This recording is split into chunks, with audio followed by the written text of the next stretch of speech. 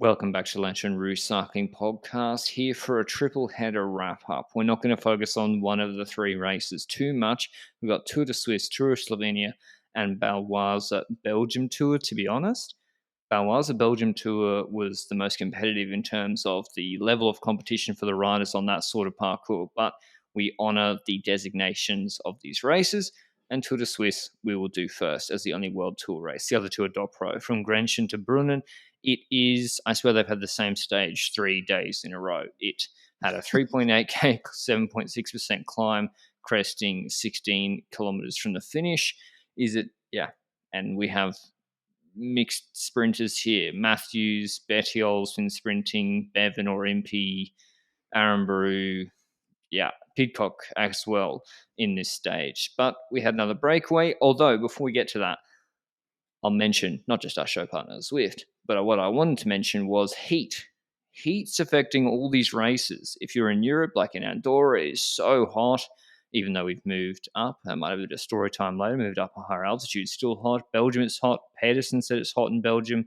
And in Slovenia and Swiss, there's guys suffering from heat stroke. Aronsman and Vine pulled out of Swiss, I think, complaining of the heat. But yeah, we had a break, Benji, with Mr. Holmes, Mr. Wollonga. Yeah, he's been in the breakaway a bit more lately, so it's good to see him back a bit. Jimmy Janssens as well. That's a rider that is a low-key time trial for Alpecin. Marcus Hulgaard also in the breakaway, so intriguing to see. But he hasn't had the best year, has he? Because I swear I was expecting so much from Hulgaard when he joined Trek, and it never really came out, I dare to say. And we knew that the real moment in this race would be, or if the break was caught, stuff might happen on the last climb. But that last climb was actually a pretty relaxed one. The break didn't indeed get caught, but we had only one rider that really was in trouble that is worth mentioning in that aspect, and that's the man himself, Stephen Williams, GC leader, had trouble, eventually came back to the front again. But it's not good to see him being trouble on this climb, and it's weird because I feel like the climb that came on stage one where he won felt harder, or harder paced at least. So it's surprising to see that he's worse on this terrain. But again, could be the heat that you're mentioning, for example. But when it comes to this final, it all really came down to the fact that Reichenbach was destined to attack on the final hill, and then he got caught in the descent because he's basically Zakarin, but the Swiss version of it when the road goes downhill. I don't get it. Like, Reichenbach is not the rider I would have attack at that moment, in any point in that moment of the race.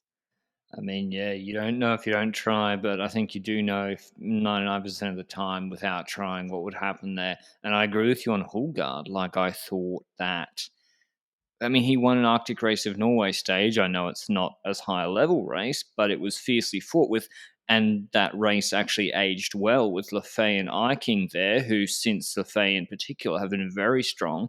And he won a stage that went up a steep climb and got over the top attacked. And he's in the break here, whereas I would have expected they would ride for him here for the finish. So, yeah, that's just, just riders don't always kick on. And he's like 26, 27 too. They didn't sign him at 22 years old. But before we get on to the finish of this stage, mention our show partner, Zwift. One of the most engaging parts of Zwift is the social aspect, whether that's group rides, meetups, or group workouts. I can't wait to convert. I know this is a podcast, but the room next to me is going to be converted into a Zwift cave now that I got an extra room, which I'm very, very happy about. If you want to get more social on Zwift, you can join the LRCP Zwift Club through the link down below to hop on with myself and Benji when we're on the bike and you or I fancy a bit of company. Thanks to Zwift, as always, for supporting the podcast. But we get to the finish. Berwick's there. Just giving him a shout out because he was there and he's a friend of the podcast. It's a large group. Williams makes it back, and we're going to go to a sprint between Matthews, who really should be winning this sprint, Pidcock, Bettiol. EF have fully invested in Bettiol for the sprint. They had the most riders. We had Quinton Hermans, Rota maybe. Aramburu? Aramburu, yes, he lives. But where's again? Because he ended up dropping really early in today's stage, and he ended up finishing on 10 minutes as well. Before we get to that final sprint quickly, did you expect that on a stage like this? Well, luckily we got the clip up about is Sagan back. We made sure we got that one quick up, like the Froome one, because I realised after we recorded the pod yesterday, I looked through and I looked at the power data of the climbs yesterday, and Case Bowl made it. I was like, maybe they weren't hammering that stage in the climbs yesterday, and yeah, he got dropped today in a group. Like, let me look at how deep it was.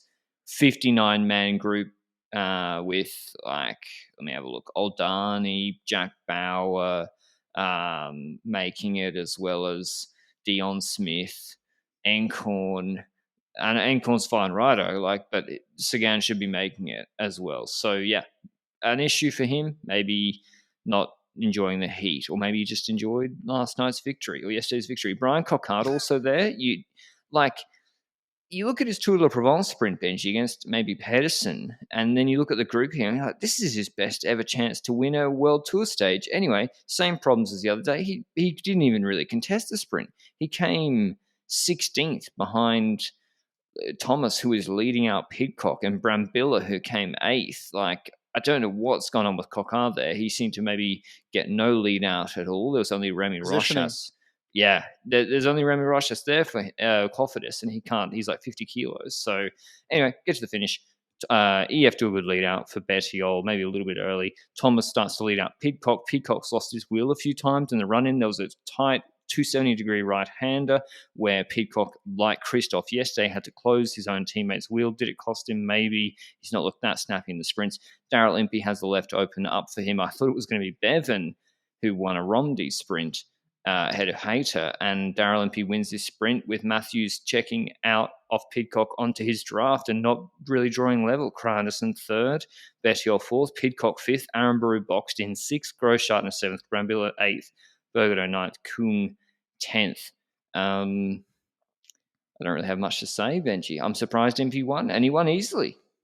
Yeah, same, exactly. But also, like, you spoke about Aramburu boxed in. This is like an unbiased take. I gotta make that clear before I say it.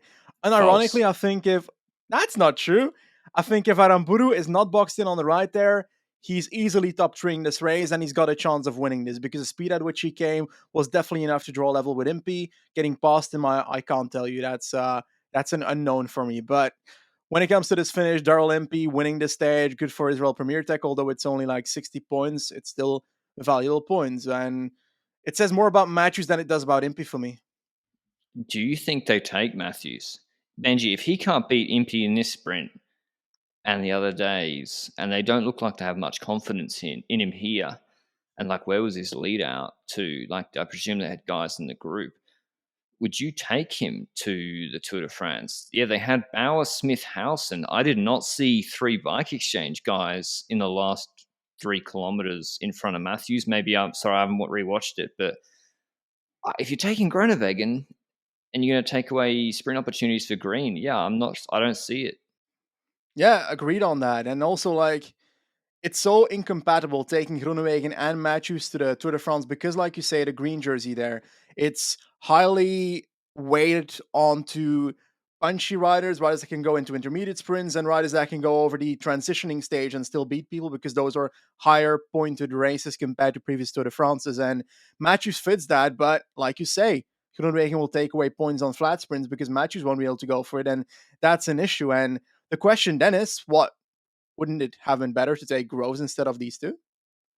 I mean, I think me and you have tried to send Groves to every race, every World Tour race in the last while. I think also the reality is you send Groenewegen to the Tour to go for stages in the sprints, and you send Matthews to a smaller, a continental calendar for points. The Sibiu difficulty with, Tour, well, no, not Civi Tour. That's no points there for no clue. Matthews. So yeah, you'd have to send him to one days. The problem with that is he's out of contract. Like, is Michael Matthews going to be motivated to try at races that aren't televised in Australia for when he's out of contract? Maybe not. So that was Tour de Suisse Stage 4, sprint for Impey. Israel, as a general rule or trend, seem to be on a positive trajectory. Tomorrow's stage from Ambri to Novazzano, 189 Ks long. This looks more difficult. This is like a world champs punchers course, 2.5K Mendrisio, to 7.7%. And Mendrisio, it's nasty. And this has to be Remco's he's been napping. He's been anonymous, Benji. I think this has to be the Remco launch stage. I think so as well. There's opportunities there to go relatively early. There's opportunities there to launch early, but I said the same about stage one, so they could just as well disappoint me. I think when it comes to like the likes of a Vlasov, we can talk about the fact that shorter climbs work for him, but is this too punchy for a Vlasov, or do you think that it still fits him? Perfect. Perfect Okay. for him. Yeah, he should be good. And, well, they have a Gita. Who do they go for? Who do you prefer on this, a Gita or Vlasov?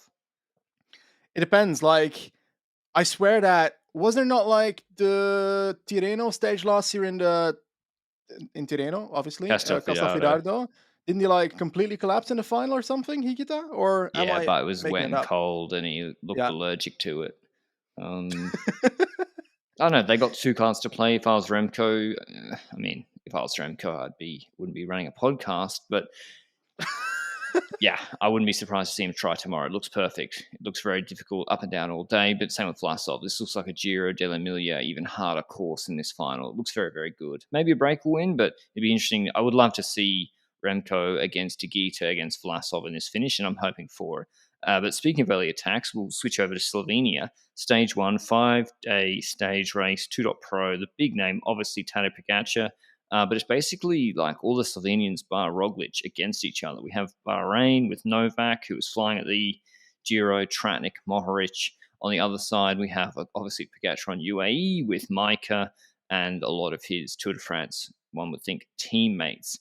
And the first stage from Nova Gorica to Postojna. Oh, by the way, the rest of the start list is pretty weak for in terms of GC for a dot pro race compared to Swiss or well no Swiss not dot pro, but it's a very soft GC field. 165 Ks, some rolly climbs early, and then the Zadlog climb, 4.7 Ks, 7.4%, about 12 to 15 minutes, I think. Then another short climb after it, descent, and then the Razdrto climb, 7.3 Ks, 5.5%, then a plateau for 15 Ks. Would Pog try? He tried early last year. The answer was Bahrain. Can you Yeah. explain what was going on? Basically, when it comes to that Zadlok climb, again, still like 60k to go in the stage. Basically, Bahrain spacing with the likes of Tratnik reducing the peloton to about 15 to 10 riders even, and it was clear that their leader was Novak for GC, I would dare to say that I heard pre-race, and then Mohoric would also be there, and they were both still in that group, and that's when something intriguing happened, like Tratnik looked past him on the right side behind him, and Pogacar like attacked at that exact moment on the other side. Was like they were completely in sync at not seeing each other make that move.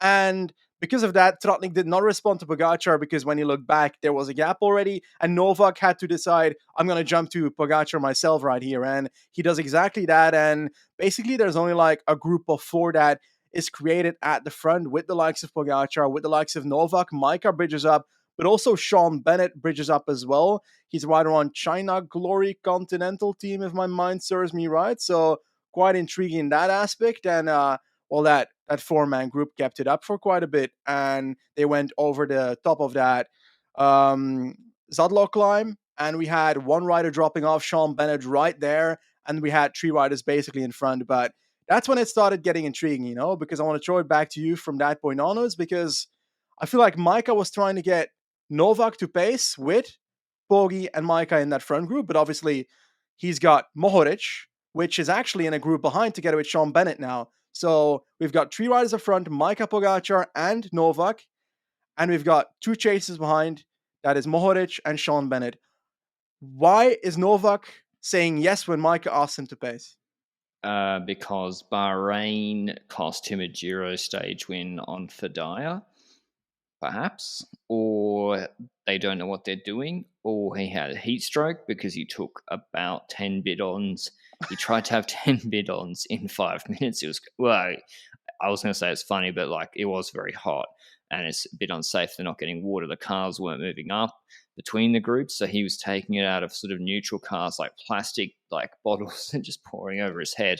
I don't know, Benji. Like, especially when Morich was chasing solo, he attacked Bennett and still Novak was pacing. I was like, what? I just didn't understand. And like, what do you really think? Do you think UAE would have attacked him on the flat with Micah? I think they would have.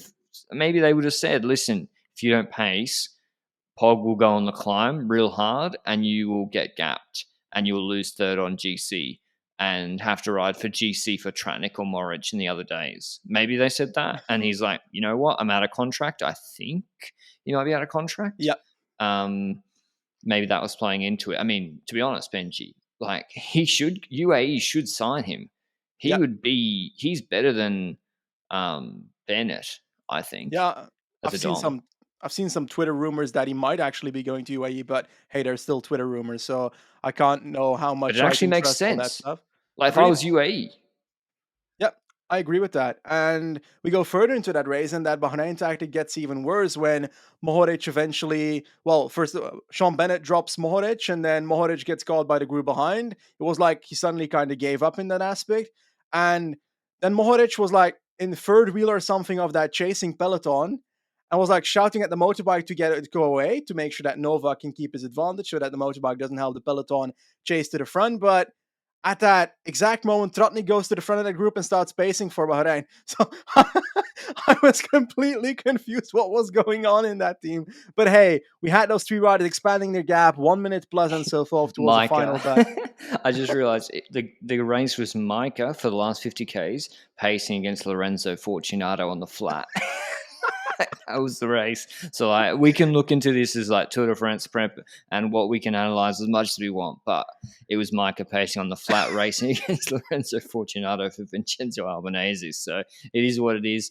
Micah pretty much was the arrangement seemed to be, or he attacked away in the final, took the stage win. Novak didn't really contest it, and Pogacar let him take second.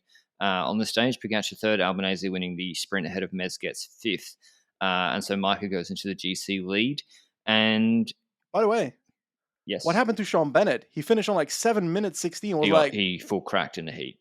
crazy, He didn't crazy. get enough water, and yeah, I think he just got full cooked. Like Morris was asking him to pace, he's like, "I can't, I don't know where I am." So that was, yeah, I think that's what happened. But he's actually looked quite good this year. But yeah, the water after the climb or the lack thereof was a problem. The question I want to ask Benji is, and tomorrow's stage, a rolly stage, 174k, should be a reduced bunch, or maybe even not that reduced, a sprint between, well, Groenewegans here.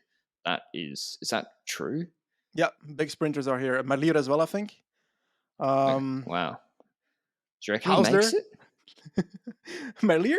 Nah. Well, Ooh, Merlier or Groenewegen. Do you reckon they make this finish tomorrow? Like, I'm trying to look at it a bit closer. There's no categorized climbs, but it is rolly a lot. Like it's a circuit at the end.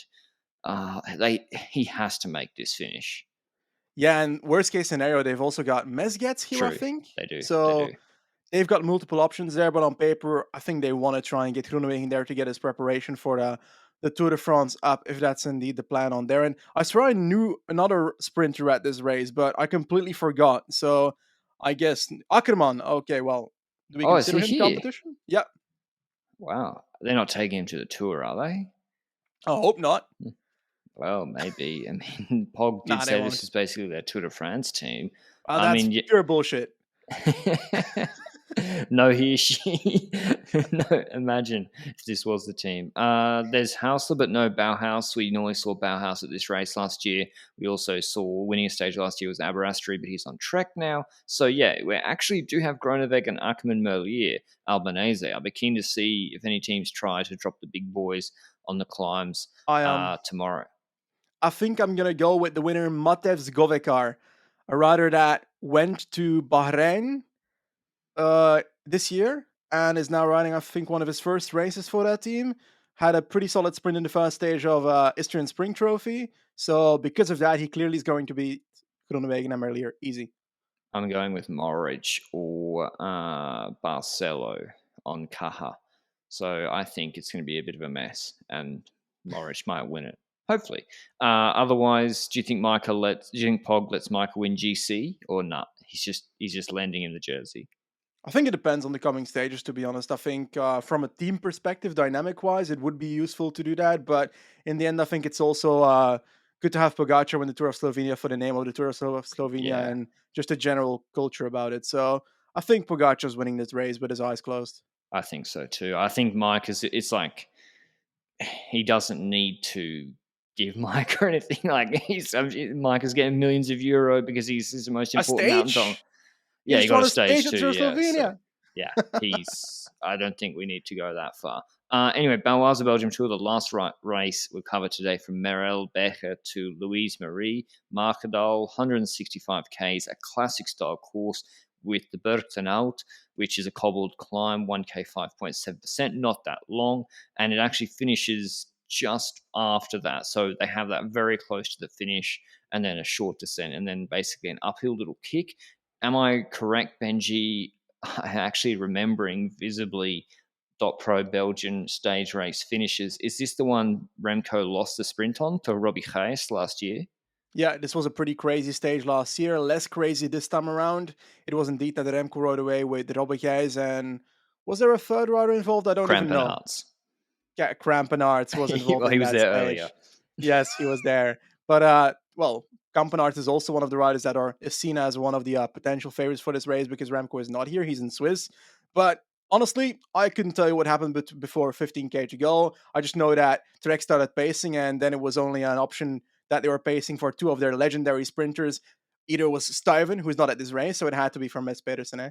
And Pedersen, they knew was in good shape. They took it up and he looked strong throughout the race. You have Philipsen here. Jakobsen was in difficulty on the climbs, and I do wonder about him on that Calais stage 4 in the Tour de France, which has some punchy climbs, and it was shown he was easily put under pressure. So anyway, Pedersen looking very, very good. He's obviously preparing for the Tour de France stage 1 prologue and then the ensuing sprints, trying to take yellow in the first week. And they get to the last Bergtenaut. Quick step, no Jakobsen is not going to be able to contest. They go to the front first with Schmidt pacing. They also then pace with, I think, Stan van Tricht for Seneschal. They're trying to launch Seneschal in the last Bergtenaut. We've got Wellens there, Hermans, Philipsen. They want to drop many Intermarché riders. Like there was Lorenzo Rota, who I think said was in another race. He's actually here. They had Rota, maybe Taco, and I said Quinten Hermans. None of them let each other out. There was also the Golden Kilometer, which the camera cut away for the last two sprints, or at least the last one. It was very difficult to know who won the last Golden Kilometer. It was Pedersen the first one, Wellens the second. Wellens here for GC, which is looking good, and that's a lot of points for Lotto. Anyway, Seneschal launches the last climb. Pedersen he's working hard, but he's not getting gapped, whereas Philipsen was put on a short little gap. They get over the top. There's 2Ks left, and it's actually, just gets let out for a sprint. I think Reesebeek for Alpes and Phoenix does a good job, but Philipsen's just a little deep.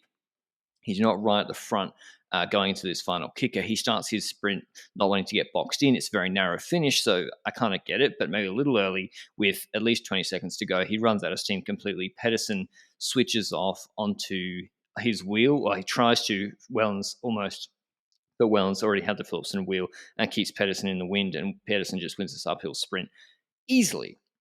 Looking like his Tour de la Provence form.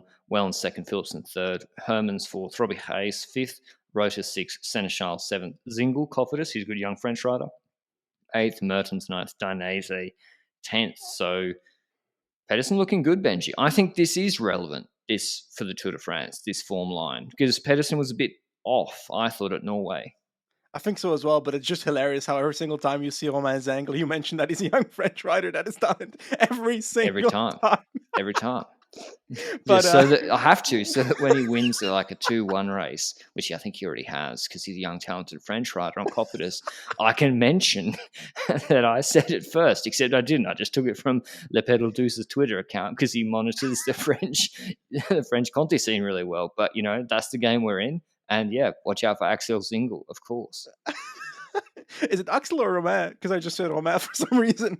It's Axel Zingel. He's got a much My cooler bad. name. No, it's also because his name is very a unique one. Axel Zingel. It's actually a pretty common name in Belgium, by the way. What? Yeah, Axel Merckx. Yeah, true. From Alexander. No, that's Alex. Fuck. Yeah. Anyway, talk about cycling. Okay, Mets Pedersen, that's indeed relevant. Yellow jersey form he needs for that initial prologue. How does he get the yellow jersey? By doing a good prologue that is better than Wout, which is not going to happen most likely. No, but that can't be the be all. He knows that. He's not an idiot. He knows he's not going to beat Ghana, Bissiger, Wow in the prologue. Which Echelons, stage? Okay, bonus echelons. seconds, and Yep. sprints, gobble stage, everything before long we as possible. Okay. I agree. I think it's a rational goal. I think it's a reasonable goal. Like Yeah. he's a good classics rider. They got Sturven, Kirsch, I presume they can try. And yeah, his sprint he's looking good, and he need to make it through. Jakobsen though, can we draw any like fatigue or endurance conclusions from this getting dropped on this course when Philipsen didn't? Like to me, Jakobsen Green is just like not even a thing. He's only there for stage wins, whereas Philipsen does have a bit more fitness. Same story, but I also want to say that I'd argue that the Elfsteden run the race that Jakobsen won the other day was also relatively selective. Well, it's not true. It's not true. 109 Nah, people finished in like 3 minutes. Fuck that. Scrap everything I just said. pure Green sprint. jersey of Jakobsen, not fucking happening. Okay. Yeah, well, and even same with Ewan. It's like these guys are so focused on winning a stage. They just want to win a stage, and in the mountains, they just want to make it through. I think, do they want to go and contest intermediate sprints and increase that fatigue load? So I'm not sure. But anyway, that was Pedersen looking very good, which makes it good for the Tour de France. Just many people in as good form as possible is great news. Tomorrow from Beveren to Nockeheist. This is not that close to Benji's house, but we're getting close. 175 Ks, absolutely pancake flat. We have the golden kilometer, which, as a reminder, gives bonus seconds at 0 meters, 500 meters, and 1 kilometer. So there's 3 sprints. That's with 14 Ks to go. So we'll see Wellens going for that. This should be a sprint, barring crosswinds, Benji. Yeah, certainly. No clue what the technicality of the finish is. Haven't been in Knokke in ages because yeah, I don't know what to do there. But when it comes to the sprint here, like ah, I think that this is gonna be a pure sprint, and I think that Jakobsen is gonna try and shut us up. Yeah, Jakobsen's going to win this. I think I agree. We've got Jakobsen against Sam Bennett. He didn't make Group One today. Danny Van Poppel was there, but wasn't really relevant Philipsen. in the sprint. Philipsen with De Bonte, Razorbe, Krieger, Plancart, Vermeersch, but no Rickard.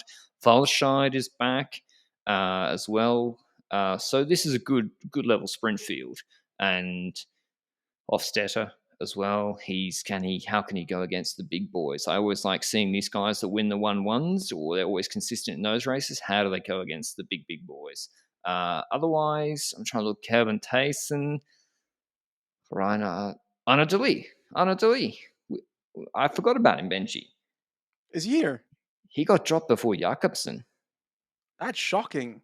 Well, it isn't though. Like we have to remember, and I know I'm always wondering, like you have to look at the what some dot pro races are more impressive than some World Tour races, but his performances, Benji, have been exclusively just about below World Tour level. Eighth in Bugapana, not competitive for the win there in a World Tour sprint against the big boys. Ken Fabelheim didn't make G1. He just extended, by the way. Apparently, he's verbally agreed for 1 year in 24.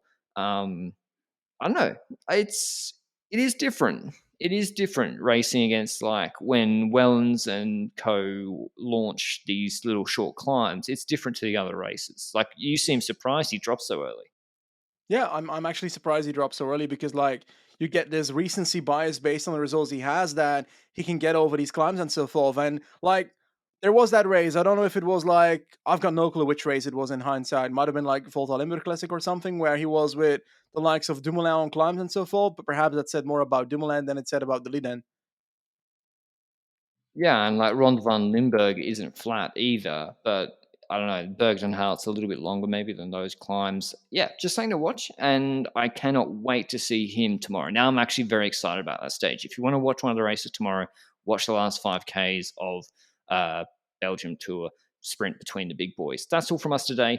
I've got to keep filling out this room. If you're watching on YouTube, you can see I've moved into a new apartment, which I'm very happy about. I now have a dedicated recording area instead of I've literally been recording for the last year in Andorra on our kitchen table, which is a bit of a joke because I know we are amateurs, Benji, but the pod is doing all right. So it's a bit ridiculous. Like we're talking about that, but my bed is like literally a meter behind the webcam right now. Yeah, but do you have to take down your camera and microphone after every recording? No. I had to take completely take down the whole setup and reset it up every day. Like there's something wrong with me. Anyway, That's true. yeah, we know that already, but it's actually tough to find apartments in Andorra. So I do have a bit of a defense. And so, yeah, I'll be filling out the background so it won't be so bland for the Tour de France, hopefully. But that's all from us. Hope you enjoyed it. Thanks to Zwift as always, and we'll see you with the recaps of the 3 races tomorrow. Ciao.